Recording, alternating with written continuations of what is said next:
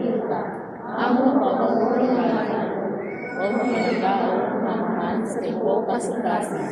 Ibabago na mo ang saad sa pag-alagad kanino. Itawag mo kami sa espesyal na pag-alagad sa simbahan. Dili tungod lamang sa imo ug Ama, imo kami ipili aron mahimong mga apostoles sa imong pulong.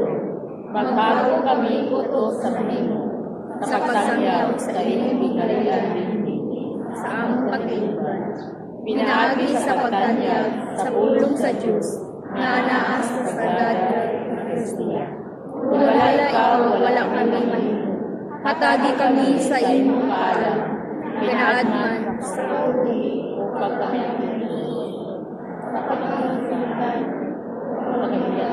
sa